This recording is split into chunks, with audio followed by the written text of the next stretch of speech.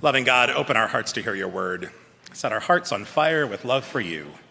Stir our hearts to do your work in the world. Amen. I am going to venture a guess that this morning's story from Genesis might be slightly unfamiliar to most of us. It is not one of the Sunday school classics. The story of Hagar, mother of Ishmael, Abraham's firstborn son. In our readings from Genesis, we are smack dab in the middle of the grand narrative of Abraham and Sarah. 2 weeks ago, we heard God tell Abram to pack up his household and move to the land that God would show him eventually.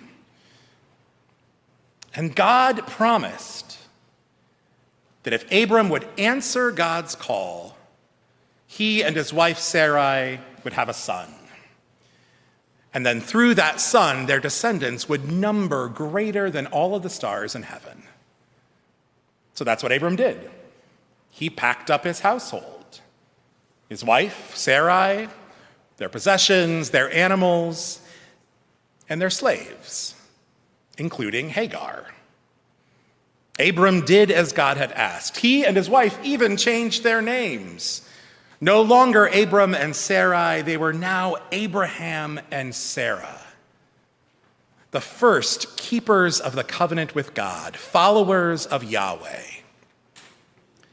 They did as God asked, and then they waited for a child.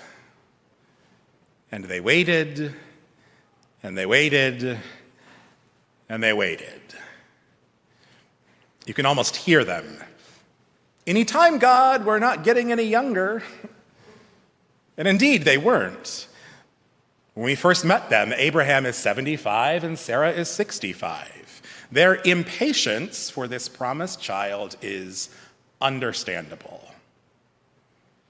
So they decided that maybe God needed a little assist from them. What could go wrong if they just, helped God out a little bit? Maybe what God meant all along was that Sarah should give her slave Hagar to her husband. Maybe the child that he fathered on her would be the one that God had been talking about. Sarah says to Abraham, "You see that the Lord has prevented me from bearing children. Go into my slave girl. It may be that I shall obtain children by her." And Hagar does, in fact, conceive a child. And afterward, Sarah is distressed. Genesis tells us that Sarah perceived Hagar to be looking on her with contempt. Is it any wonder Sarah is upset? Standing in front of her is proof that her husband is capable of having children.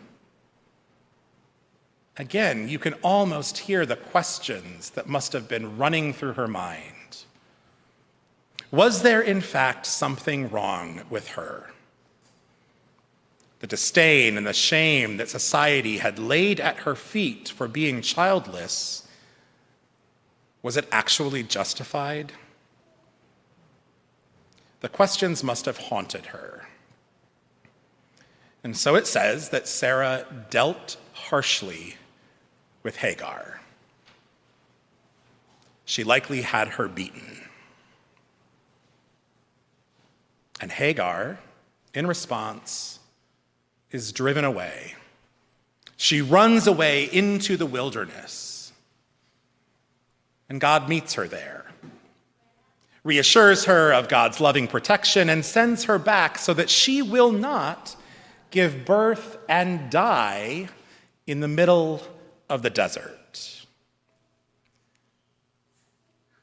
And she does. She returns and gives birth to Ishmael. Now, all of this happens after God's call that we heard 2 weeks ago to Abraham to set out, and before the story we heard last week of God's visit to Abraham and Sarah in the form of three travelers, where God again reiterates the promise. And God proves faithful. Despite Sarah's laughter and Abraham's neglect, despite their attempts to manifest God's promise themselves, God comes through, and the promised child, Isaac, is born. But as Isaac and Ishmael grow, Ishmael becomes a painful reminder to Sarah and a perceived threat to Isaac. So again, perhaps understandably, she says to Abraham, "Cast out this slave woman with her son, for the son of this slave woman shall not inherit along with my son Isaac." And Abraham does. And as we hear today, Hagar and Ishmael once again are left to wander in the desert until they run out of water, and Hagar resigns herself to the fact that she and her son will die in the wilderness. And once again, God shows up, pointing the way to water and to salvation, and promises that Ishmael too will be the patriarch of thousands of generations. We don't tell this part of the story very much. It's a hard story to hear. Abraham and Sarah, the matriarch and patriarch of our faith, the ones that we trace everything back to, were fallible. The story doesn't always paint them in a very good light.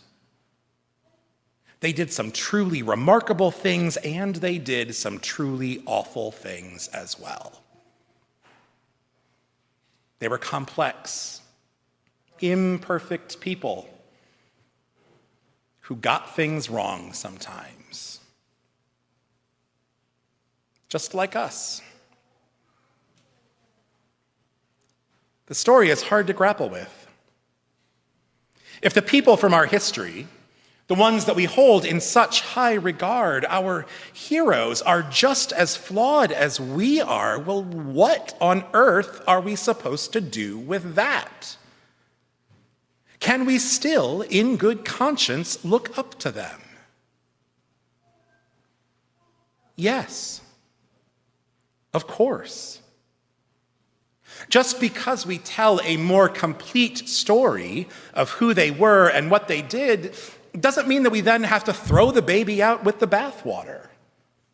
We celebrate the good while also acknowledging the bad. There is still so much that we can learn from them. Abraham's remarkable faith in answering God's call and setting forth on a journey with an unknown destination. Sarah's laughter, first in incredulity at the thought that she could still become a mother, and then with delight when she laid eyes on her baby boy. And at the same time, we can acknowledge the ways that they fell short. They were arrogant and didn't trust that God would and could fulfill the promises without their help. They horribly mistreated their slave girl Hagar in multiple ways. This isn't easy to hear or to talk about. It makes us uncomfortable. What do we do with the misdeeds of those who came before us? We can't change what they did. So wouldn't it just be better if we didn't talk about it? If we left this story out of the lectionary and just focused on the good parts? Sure, that would be easier But would it be better? Because when we don't talk about the hard things, when we pretend that the flaws and sins of our ancestors just don't exist, we are implicitly agreeing that their actions were shameful.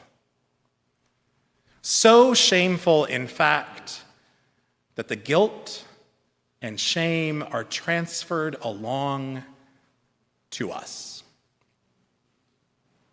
Whether we intend it or not, that's what we're saying when we say that we shouldn't talk about these stories, that we should be ashamed of them.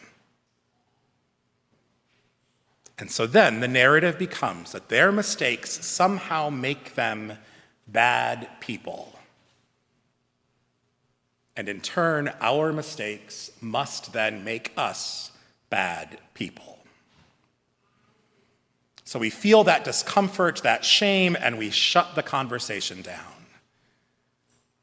We stop telling the story of Hagar and so many others like her.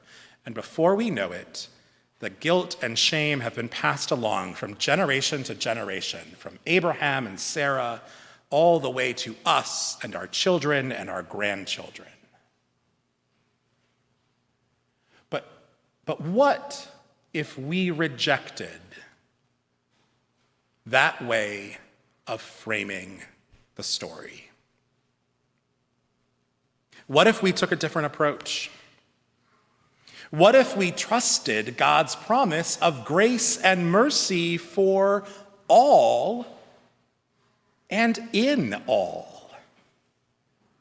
What if we then extended that same grace and mercy to our ancestors?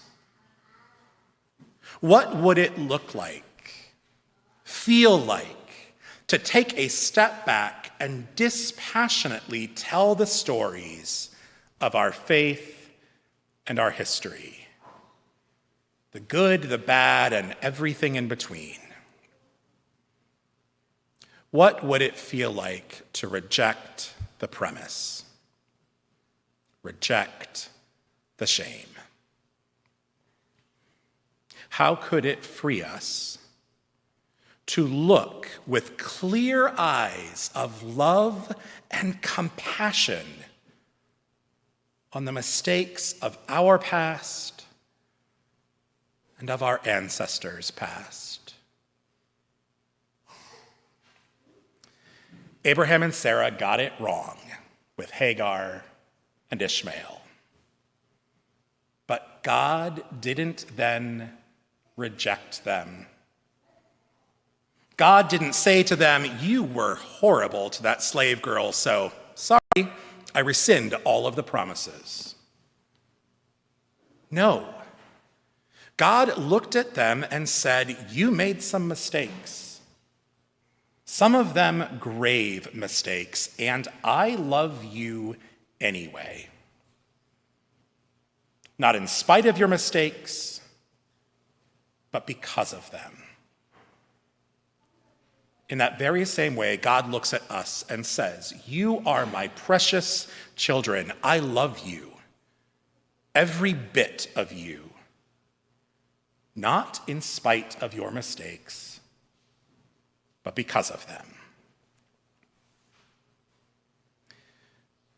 May we have the courage to tell the stories, all the stories, of our ancestors, of Hagar and all those many, many like her. May we have the grace and compassion to extend that love, that same love that God models for us. May we extend that love to Abraham and Sarah and all of our forebears. All of their beautiful stories and their most difficult ones. And then I pray we have the courage to extend that same love and forgiveness to ourselves and all of our stories. Amen.